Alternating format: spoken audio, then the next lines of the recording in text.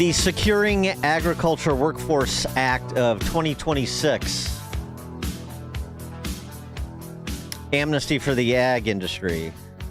The legislation introduced by House Ag Committee Chairman Glenn Thompson, who's a Pennsylvania Republican, would overhaul the H-2A Ag Guest Worker Program, which employers use to hire foreign workers when domestic labor is unavailable. Some changes significant to H-2A since its creation in 86, 40 years ago. Expanding access for year-round ag employees such as dairy and livestock operations that have historically struggled to use the seasonal worker program. Allow H-2A labor certifications to remain valid for a longer period of time, up to 3 years. And this is the real kicker. Allow certain undocumented immigrants, meaning illegal immigrants, already employed in ag in America, to apply for H-2A visa status after the fact. The proposal would waive some past immigration violations tied to unauthorized agriculture employment that would have that would allow for applicants to qualify for the program when they otherwise wouldn't, having not done it the right way. So another aspect of amnesty. It's not dissimilar to those Republicans who opposed the removal of temporary protected status for example, Haitian migrants that were enjoying open-ended temporary protected status because of the alleged need for those individuals to work, for example, in the healthcare services sector.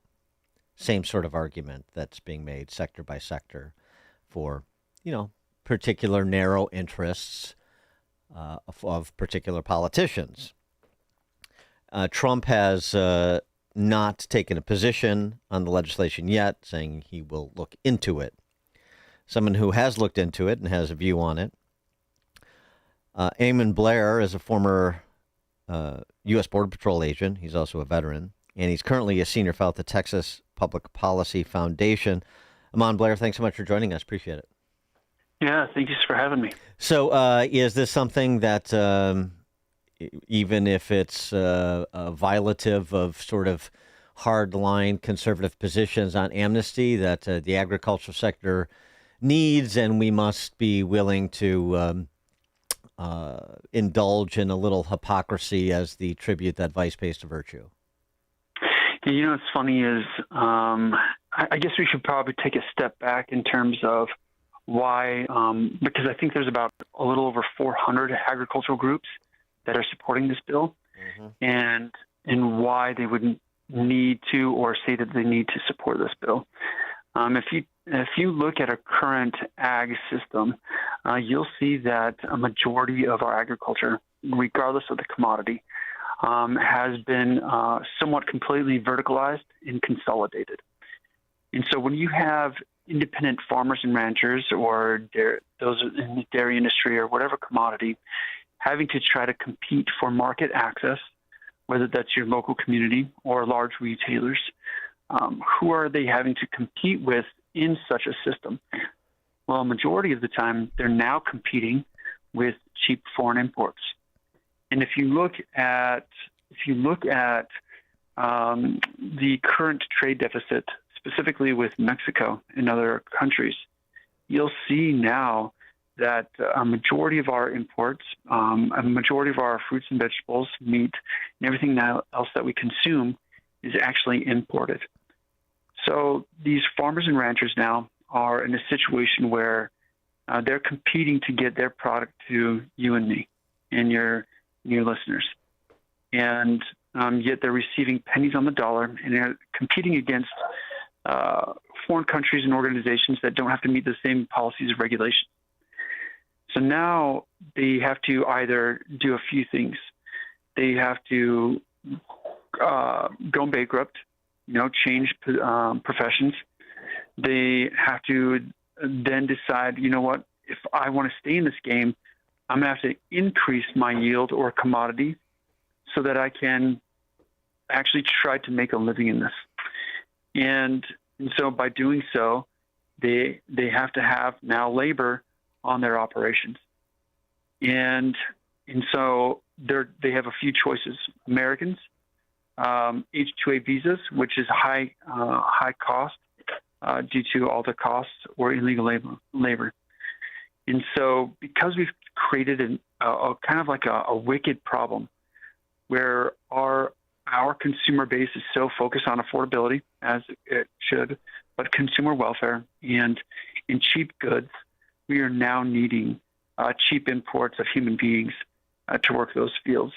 So we're kind of like in a wicked situation in terms of immigration needing food supply, food security, and whatnot. And unfortunately, the only solutions that keep being put out for this is by completely eradicating our immigration law by allowing amnesty of illegal aliens. But in the piece that you wrote that I read over at the Blaze, I mean, you talk about examples around the country like White Oak Pastures in Bluffton, Georgia, and other farms that are not only surviving but thriving, and they're not signatories to this legislation. Correct. Yeah, they created their own parallel agricultural system and parallel economy where they don't have to rely, where they built that market access. A lot of them are regenerative agriculture and independent, and so they figured out a way to have their whole entire food supply chain linked to their operation. And like White Oak Pastures in Bluffton, Georgia, he has his own abattoir or processing center. He has over 100,000 animals, and he's the largest employer of that county. And it's all done legally. He doesn't need illegal aliens to conduct his operations. And so there are massive examples of this. And that example is a decentralized model where we are focused on the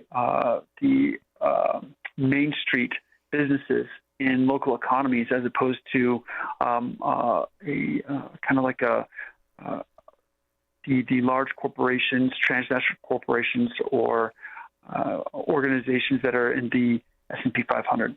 And so when you look at that version, when you look at the differences between Wall Street and Main Street, and really what provides the necessary resources, jobs that Americans can actually have a livable wage, and other issues.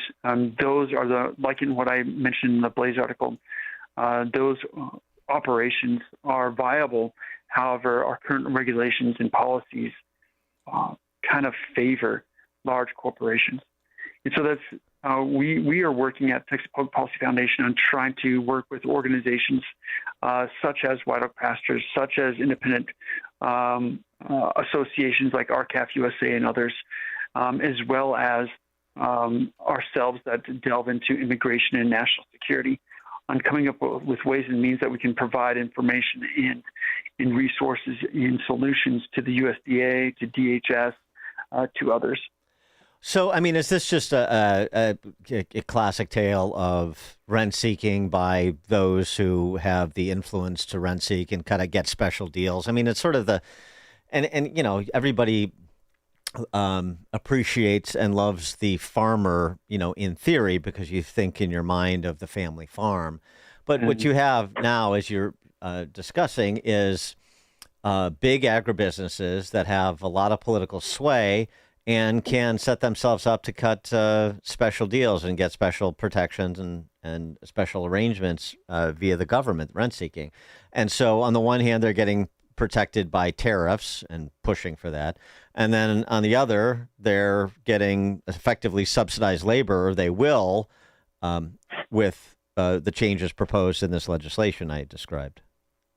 Yeah, correct. And so even those who are supporting this bill don't really understand that by doing so, we're still cutting out the actual farmers and ranchers that they're claiming that they're supporting.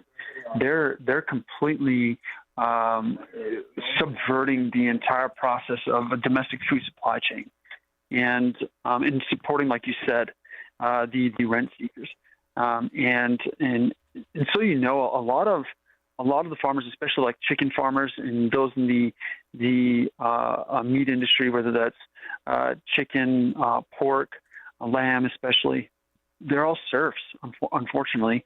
The system is completely verticalized. And so when we sit there and we see these pictures of family farmers, that's a family farm, that definition of family farm is somewhat skewed. So that way we think that these policies are actually helping family farmers. And it's all kind of like information warfare.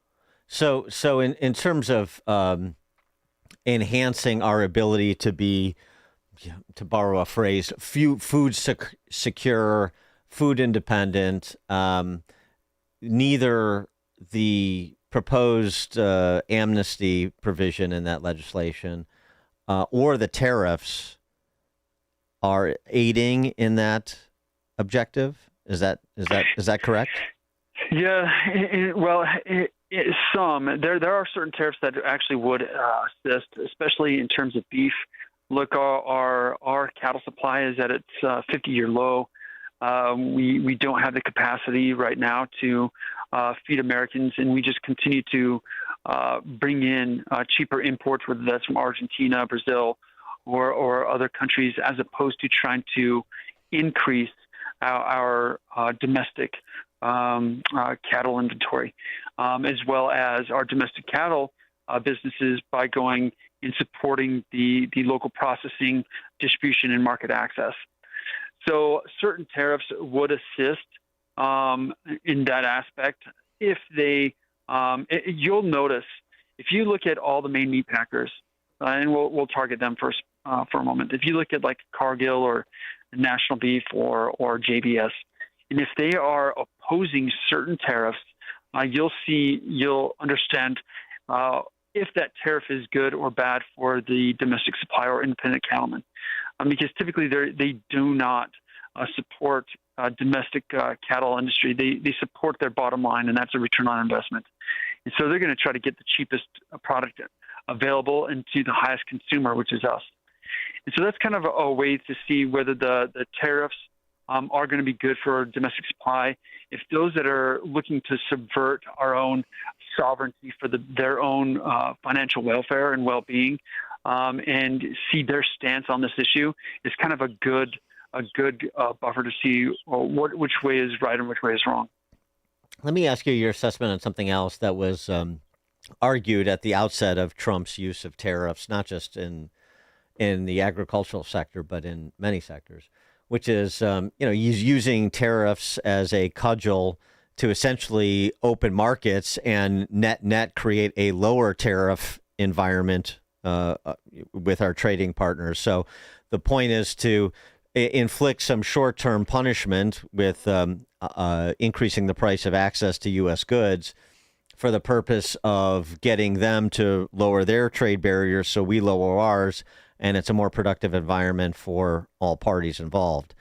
Has that happened to any degree in the ag sector? No, not necessarily. Not really. I mean, you are somewhat seeing that. They make claims that we have a better, like in Argentina, we have better relations due to that with Argentina, Brazil, and China even. But the issue is our whole focus on exports, the export market, when really we should focus on the ability to feed our domestic, our own American citizens. And if we focused really on our ability to have our farmers have market access to, here in Texas, H-E-B, Smith's, Kroger, Walmart. Mm-hmm. Maybe if we focused our efforts on finding the barriers to entry into that retail system for our independent farmers and ranchers, as opposed to market access to foreign countries, I think we would be a lot better off. And we would be able to reinvigorate and reestablish our rural America. But unfortunately, this is kind of decades in the making. When you look at what happened under the Reagan administration, not only did he do what they're trying to do right now, is he had that massive amnesty, which legalized almost 3 million illegal aliens inside the United States. At that same time, what he proposed with the Chicago School of Economics was the consumer welfare doctrine. And that was from Robert Bork. And what it was is, instead of conducting antitrust enforcement against these large corporations who only seek to extract from our local economy and import cheap goods so that we have a cheaper product, instead of busting that, his whole idea and concept was just to make everything affordable, regardless of where it came from. And so really that's where you saw the decline of our rural America, where you didn't have mom and pop shops anymore because they had to compete against Walmarts. They had to compete against dollar stores and Dollar Generals. They had to compete against cheap foreign imports, regardless of what we did. And so a lot of our goods were offshored.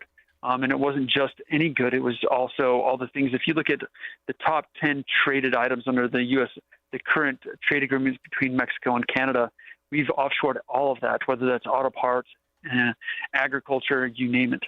And so now we should probably try to focus on trying to restore domestic supply, our ability to not only be consumers, but also makers, and be able to reestablish market or Main Street and give the entrepreneurial mindset somewhat of a vigor or a renewal amongst our rural communities.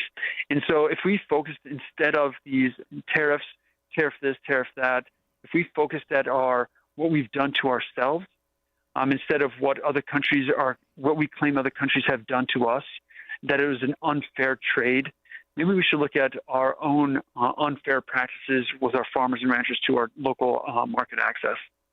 Ammon Blair is a former U.S. Border Patrol agent, also a veteran, currently senior fellow at the Texas Public Policy Foundation. Ammon, thanks so much for joining us. Appreciate it. Yeah, thank you so much for having me. And he joined us on the alphawealthgroup.com answer line. The stories you need to know to start your day. This is Chicago's Morning Answer on AM 560. The Answer. Foundations of Freedom, a look at America's founding principles and the leaders who shaped our nation. In 1862, Abraham Lincoln signed the Morrill Act, helping states create colleges focused on agriculture, mechanics, science, and practical education. The principle was not centralized control, it was opportunity. Lincoln's Morrill Act reminds us that America can support education without surrendering education to Washington. Why did it matter? Because a free nation needs citizens equipped to work, build, steward, and govern themselves. Scripture gives work a sacred weight.